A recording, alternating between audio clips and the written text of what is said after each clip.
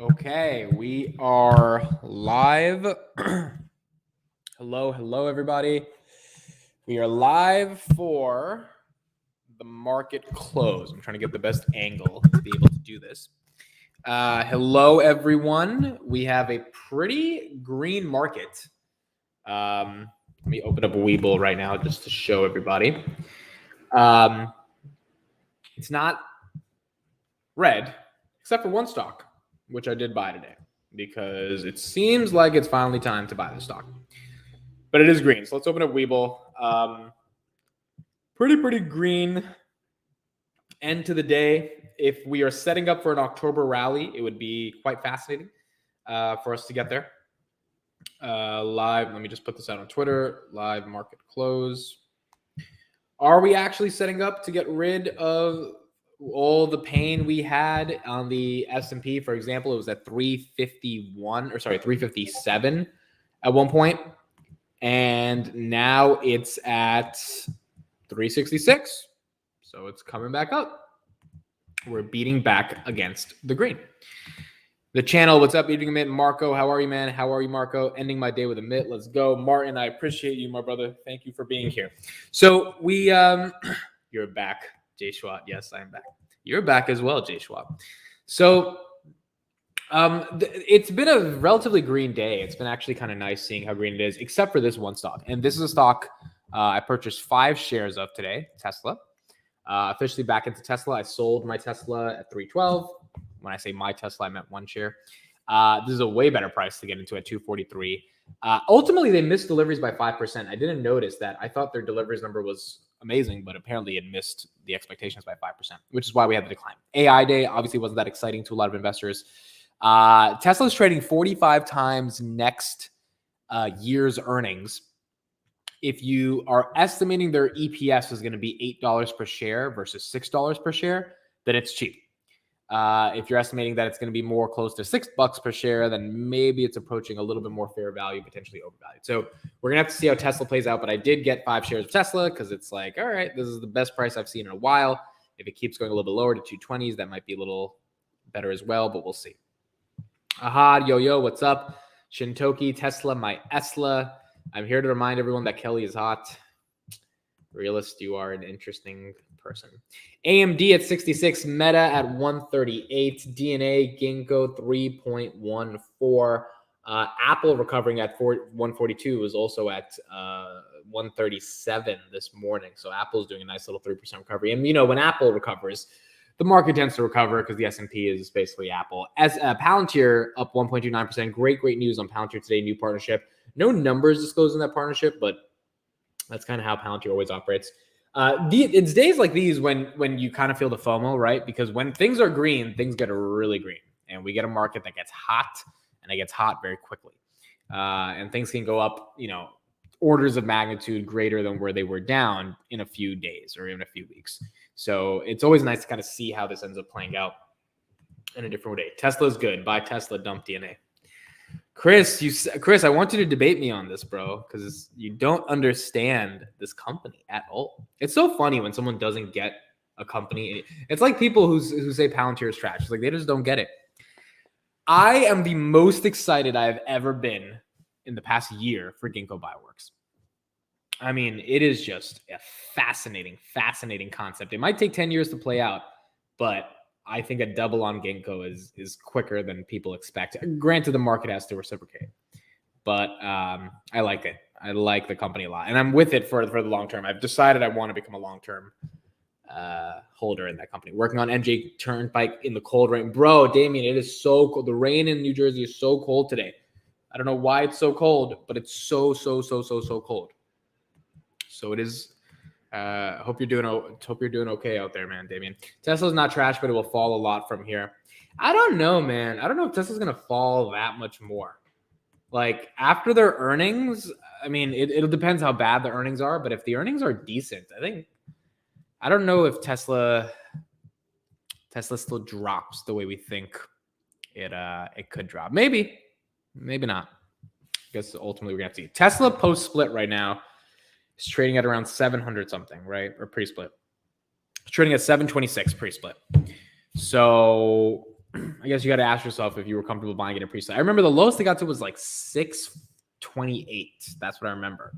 So if you divide that by 3, that's closer to around the 210 range, and that was the previous support. And so we have to see how that kind of plays out, or if it goes down that much lower. I have decided I want to be a long-term investor in that company. I'm holding some bags, and I have to wait for a long time for me to break even. Yeah, that's pretty much what everyone says if they're going to be a long-term holder in a company. So I don't have any Ginkgo bags though, because I'm getting in at such a great price that it's not any bags yet. It sucks ass. Yeah, Damien, I'd imagine it has to suck ass. It's cold, man. It must be freezing there, bro. Chicken Genius tweets 120 to 140 Tesla in split, poor 20 pre-split. Interesting. So Chicken Genius, well, Genius has said a lot of things over the past week. I don't know. I didn't buy a lot of Tesla. I got 5 shares. If it goes lower, then I'll happily DCA if it actually gets to $120. But I think if Tesla gets to 120, probably no one should be buying stocks, because then the market has officially crashed. And we've got to see how far it's going to go, right? But I don't know.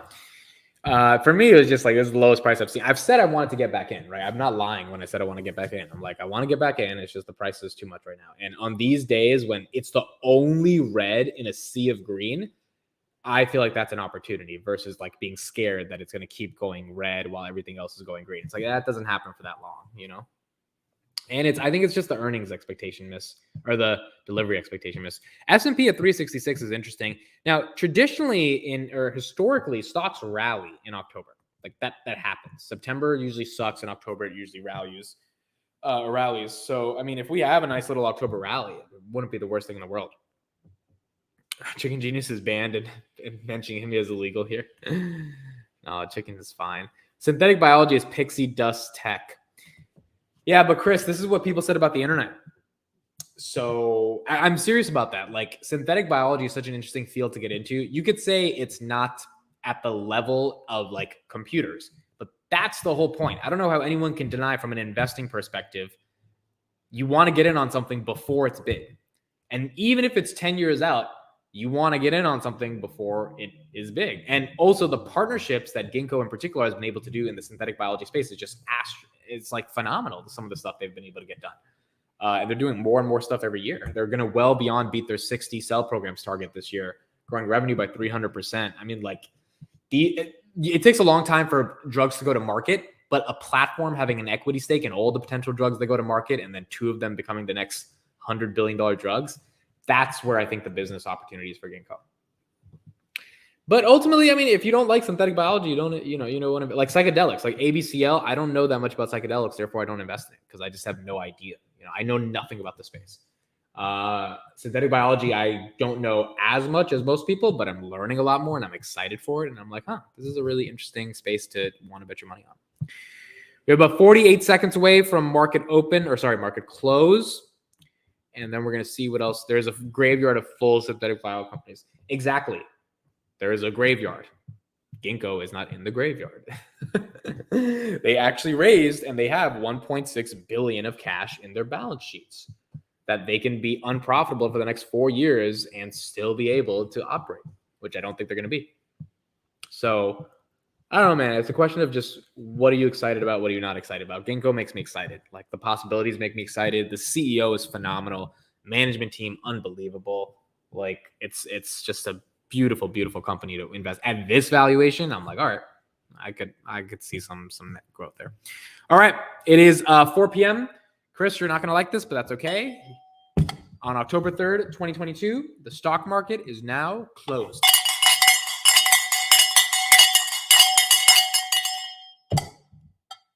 Let's see where we ended off. S&P 366 ending off. Apple 142. Google 99. Google did a nice recovery from up till 96. Meta recovering from 135. 52-week low of 134 up to 138. Tesla going even lower in the pre-markets or aftermarkets at 242. Palantir 824. Nice 1.35% day.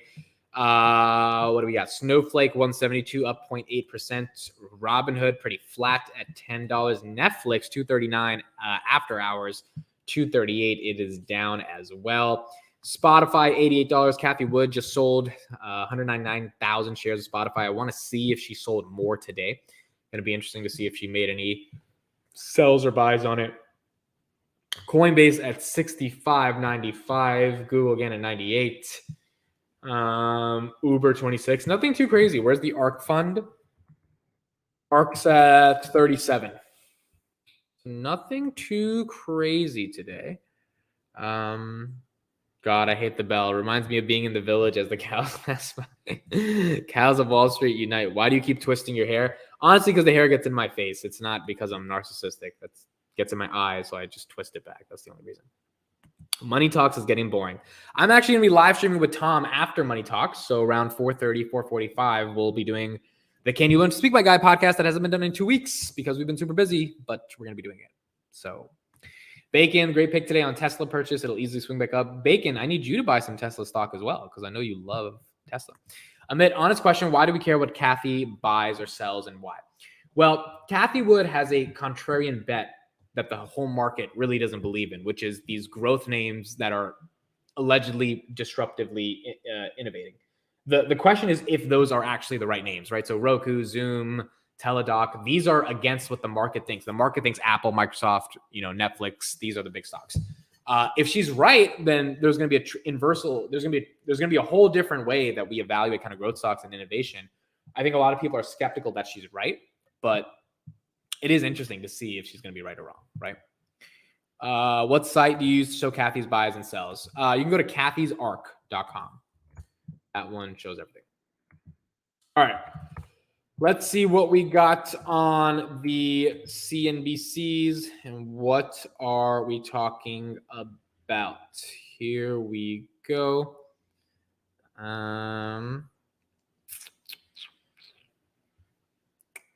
Let's go here. Inflation will probably be with us for the next 5 to 7 years. Interesting.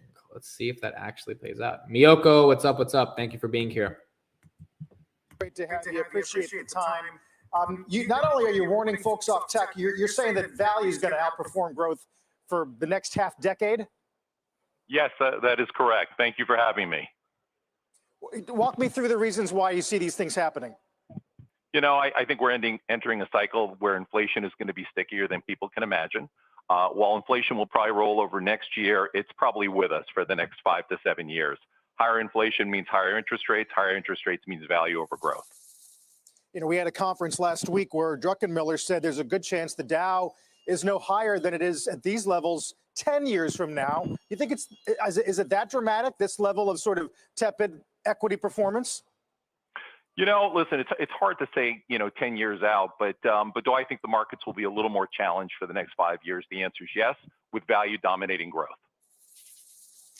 Eli, can you be a little bit more specific? Are you warning investors off of all of tech, or is it unprofitable tech versus, say, the mega caps, which have huge cash piles, growth, and look appealing even, for some from a value perspective?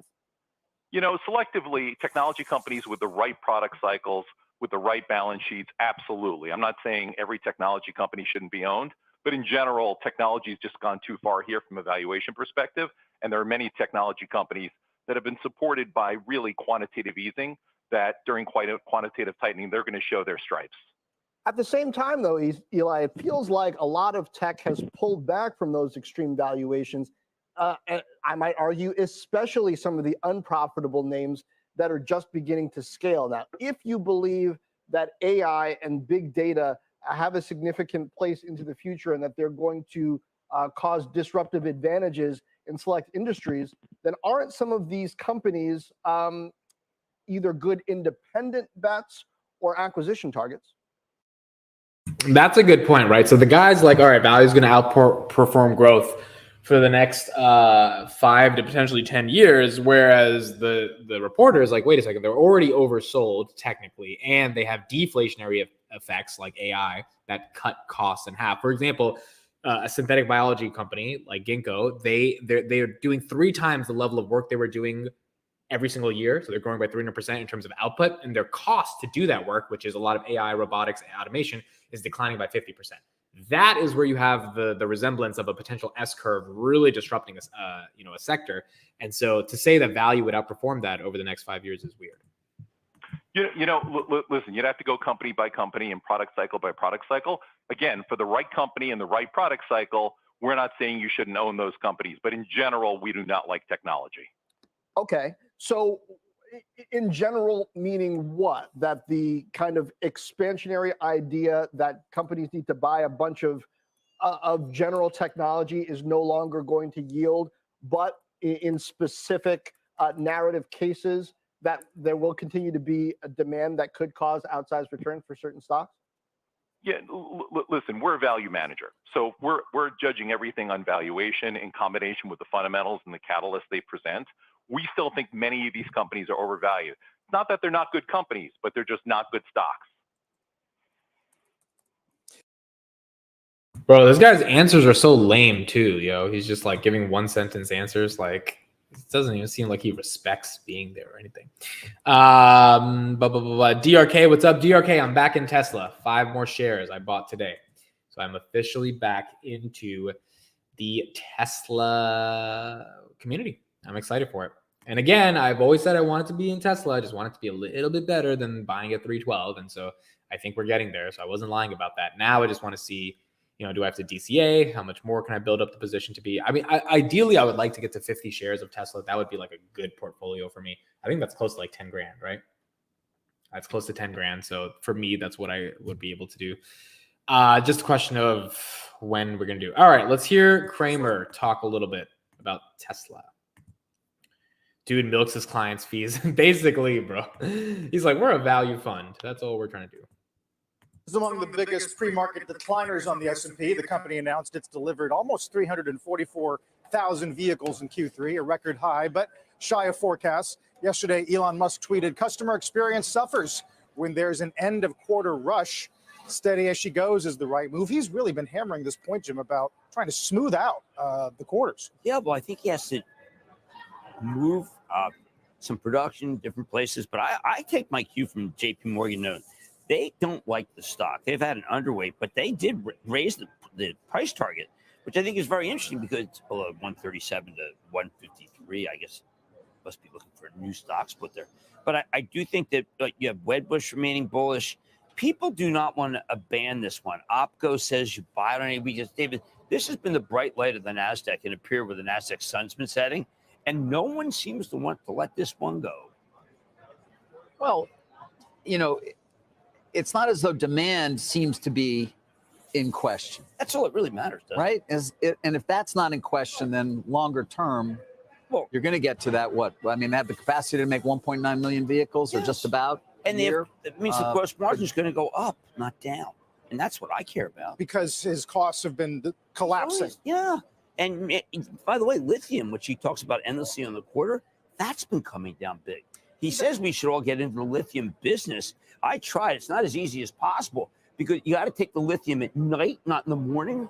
It's stable. Oh, excuse me. You have to what to the lithium? I'm sorry. Only at night? I was confusing with the drug lithium. But you're raising a good point, Jim, which is something the Fed's Barkin mentioned last week, and that is when you're awaiting an end to peak inflation, let's say, margins are a big part. You got to wait for companies that are trying to make up for lost ground. Right. Well, the one that'll do it the best is Tesla because he thinks about things like that. The other guys have to scramble, and they're still making internal combustion engines. So I'm speaking with Mercedes this morning about the idea that going all electric and what an edge it is to be Tesla and not be worrying about the internal combustion engine. Thousands of people that are making cars and trucks that are going to go away in the world.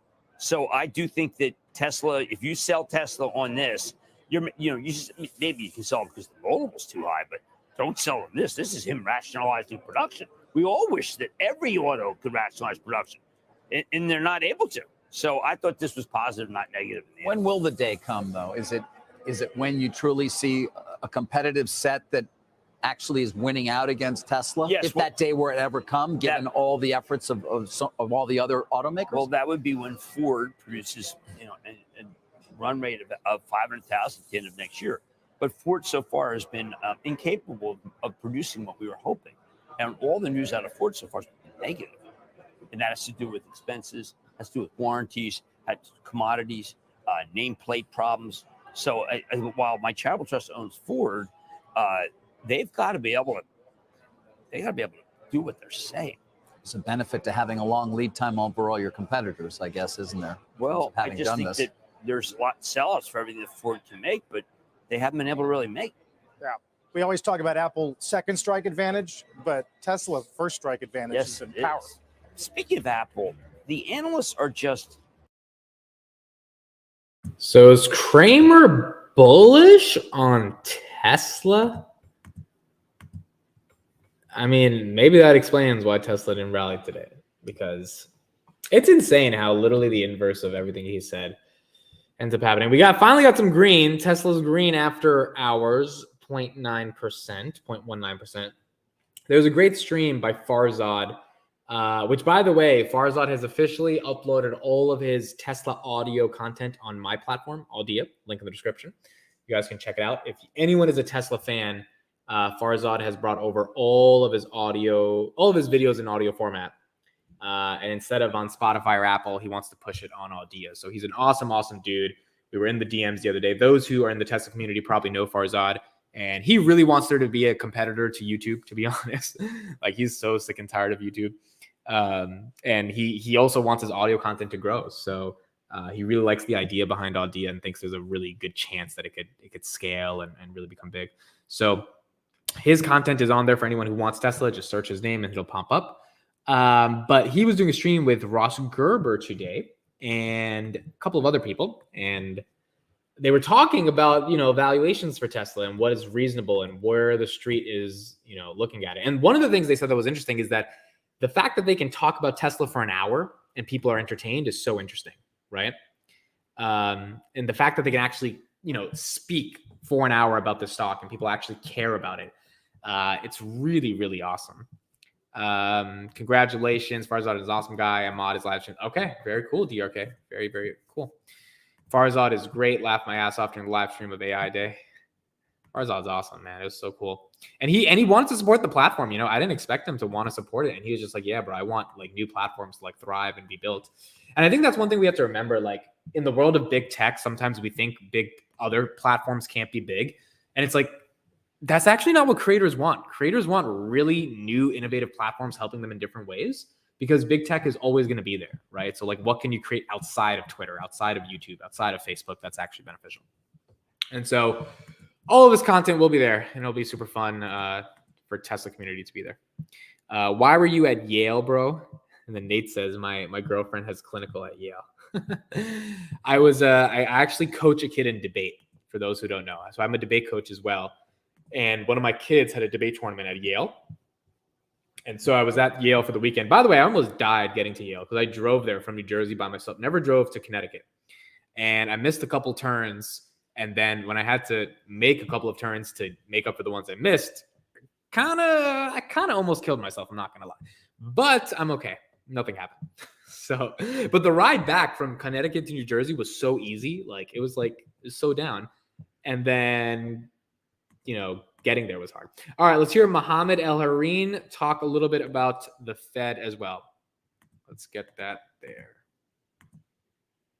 Your thoughts. Let's start with Credit Suisse. How concerned should we be? Is the idea of this being some kind of Lehman moment or something akin to it too far, too fast? So I do not think this is a Lehman moment. If a Lehman moment is defined about counterparty risk in the banking system, if you're worried about systemic risk, look at the non-banks, not the banks. But I agree with what Rick just said. Importantly, is look at the market reaction. It is the market reaction that's the interesting thing here. And it tells you that there's anxiety not only about the things we knew, tightening financial conditions and central bank mistakes, slowing global economy, all these other non-economic issues. There's also concern about market functioning. And that's what the UK and Credit Suisse really tell you, is that market functioning after years of repressed interest rates is starting to be an issue. But Mohammed, the sort of perverse and interesting element of this is, we're looking at green on this screen. I mean, we're showing you red right now on Credit Suisse, but green in terms of the futures, in part on perhaps expectations that maybe the Fed pivots because they see, if they're data dependent, they see this news and say to themselves, maybe we got to take our foot off the neck of the economy. Yeah, we got to work. We got to stop with this love affair with the pivot. We saw what it resulted in during the summit. If the Fed pivots, it's because we've had either an economic accident or a market accident. We should not be wishing for that because the journey to a pivot would be painful. I'm not surprised. So Mohammed is saying we need to not want the Fed to pivot. Pivot meaning not do 75 basis points for the next couple of times, which is what they're thinking of doing. We essentially want them to keep the course because if they do have to pivot and they do have to do a lot lower interest rates, something bad might have happened. I don't know. Mohammed's on an island here because a lot of people want the Fed to just stop, but I guess we'll see. We're seeing green. Let's not forget how horrible September is. But Andrew, ask yourself the question, are you confident that the Fed can not only balance control of inflation and employment, but also financial stability? Because what the UK has told you is keep an eye on the third issue as well, which makes it much harder in terms of what the Fed has to do. Shepard Smith here. Thanks for watching. Incredibly interesting. Incredibly interesting. I think Mohammed's been on the boat that like things need to be painful in order for us to get through things. And it's going to be hard for us to just, have a soft landing, as one may say. Tesla at 242, up a little bit after hours. Palantir has done $700 million in deals from the government over September. And today, their newest announcement, I just put out a video about it. You guys can check it out. Really good announcement, in my opinion, in the healthcare space. Healthcare is a $4 trillion market. There's so much room and opportunity for them to grow. It's just a question of them having to go get after it. And if they can get after it and they can get the job done, that would be pretty nice. Mohammed has a serious point. We have to take the lumps. I agree. Like, it is not natural for an economy to just go up and up and up and up and up forever. There have to be painful moments. There have to be painful years, sometimes even painful multi-year springs. Like, that's just natural. That happens in an economy. And if we don't deal with that, then it's hard. Palantir hanging in the $8 pretty nicely. Yes, Palantir is. El Zurian is like a professional boxer that has been hit in the head way too many times. He will try and convince you to let him go back in, but he's just going to get hit and can't defend. I don't know. He's been right more than wrong from most of the CNBC contributors. So I would argue he's a bit more correct. I picked up another 100 SoFi shares today. So SoFi, let's go to SoFi. I didn't buy today, but it had a nice little run up. It was struggling in the 490s range and then ran all the way up to 512, 516. So it had a pretty decent day today as it went up. But it was struggling a bit in the morning. I want to see with SoFi, because again, if it's under $5 for 10 days in a row, that might lead the company to do what they need to do, which is a reverse split in that situation. Obviously, that would suck if they had to do a reverse split. The stock would drop by another 20%. But I think this would be one of those weird situations where if you do a reverse split, the stock actually, like the company's actually not in a bad situation. Most companies that do that, it's a bad situation. But I don't think it would be the same for SoFi, at least not from what I've seen. They would be doing it just to maintain their, maintain their ability to stay on listed, but not because I think they're a company that's struggling. All right, let's go back to what this was saying. The Fed should not pivot from its rapid rate hikes. This is basically what Mohammed was just saying. Let's hear why that's the case. Thanks for being back on the show. I do want to get your take on this notion of a so-called pivot, because we've had a lot of Fed speak. We're expecting more this week. So far, officials have come out and pretty strongly said that the need to tighten continues. However, perhaps some shift, depending on who you're listening to in the last couple of days, in terms of how quickly that pace of tightening will continue as we come to the end of the year. Your thoughts? So I think, first of all, the Fed should not pivot, and I don't think they will pivot. I think they very much understand the kind of mistakes that have been made in the past when you start to raise rates and then you basically chicken out when the economy starts to take a little bit of a hit. The economy hasn't really taken a big hit yet. The Fed actually knows that so far that they actually reverse course so quickly has actually worked pretty well. That they had lost a lot of credibility because of potential mistakes that I think they made. I've been very critical of them. They actually turned the ship around much faster than I expected them to, which is very good news. And actually, they've had some success. Inflation expectations have come back down. I think the markets are understanding the Fed is going to have to be tough. There are some elements of the markets that don't believe that. In fact, the markets have also been behind the curve, always expecting the Fed not to do as much as it needed to do. And the Fed has actually surprised them recently by being tough in a way that they had to be. So I think the Fed's doing the right job, and I think the markets are making a mistake thinking there's going to be a pivot. Yeah. Is it a mistake to read into when you have Vice Chair Brainerd coming out a couple of days ago and saying we also recognize that risks may become more two-sided at some point and that uncertainty is currently high and there are a range of estimates around the appropriate destination of the target range for the cycle? Should markets not pay such close attention to commentary like that right now? Or does that speak to the fact that we are seeing some major volatility and we are potentially seeing some warning signs in credit, for example? Yes. So look, there is an issue which is a separate issue, which is what we've seen happening in the UK and the dilemma for the Bank of England, which is that if your fiscal policy is out of control, that you basically start talking about cutting taxes and make no efforts to restrain spending in a situation like we're in right now, then in fact we can get into a situation which is called fiscal dominance by the academics, where even though the central bank wants to do the job of tightening, they have a problem because the debt markets may be reacting so badly in an unstable way that the central bank has to intervene, which is exactly what we've seen happen in the UK. And the central bank is basically between a rock and a hard place. So this problem is a serious one. One of the things we know is in terms of research is that central bankers can't do their job alone. They have to have fiscal responsibility in order to control inflation. And unfortunately, UK is showing that if you don't do that, you have problems. And also, the U.S. fiscal policy has been way too expansionary. The Biden 2021 bill was a bad bill, way too large, and we're paying some penalty for that. So the central bank has to stay tough. In fact, it's playing a game a little bit with the fiscal authorities, saying we have to be tough. They may have to actually intervene directly in markets to keep them functioning well. But on the other hand, they have to keep tightening. And that's exactly what the Bank of England has indicated they'll do. Now, I don't know if they'll be able to continue to do that, but that's the nature of the game that they have to play. Shepard Smith. Yeah, the Bank of England dilemma is really, I mean, it's going to be interesting to see how that plays out. They went in and started doing some quantitative easing because they saw that everything was about to collapse. And I don't think we want the Fed to do that in America, even though it would help growth stocks, which I know we're all invested in. We want this to be a real recovery and getting back into a bull market, because we're back in a real bull market. It's going to be really fun. But if it takes a year to get there, I'm okay with that. It's something we got to do.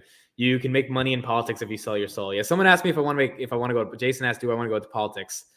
No, man. I could give less of a shit about politics. I used to care when I was in high school. I wanted to vote for Bernie Sanders, by the way, because we had to eat the rich. Then I grew up and I was like, I want to be the rich. So things have changed. But yeah, no, I have a startup right now. I want to build my company, want to make some impact on the world. I never had a desire for politics ever. But all right, that's pretty much it, guys. Thank you so much for joining the live stream. I'll probably be live streaming with Tom, Can You Learn to Speak My Guy, in 10 minutes. If you YouTube Can You Learn to Speak My Guy, you'll catch it. We're probably not going to talk about markets. We're going to talk about everything except the markets. So thank you all for joining. Appreciate it. Make me that money bit. Chris, for sure. Chris, also, I hope you read the update that I put out the other day. I'll text you and give you some more updates as well. All right, everybody. I will see you guys tomorrow. Market open. Bye-bye.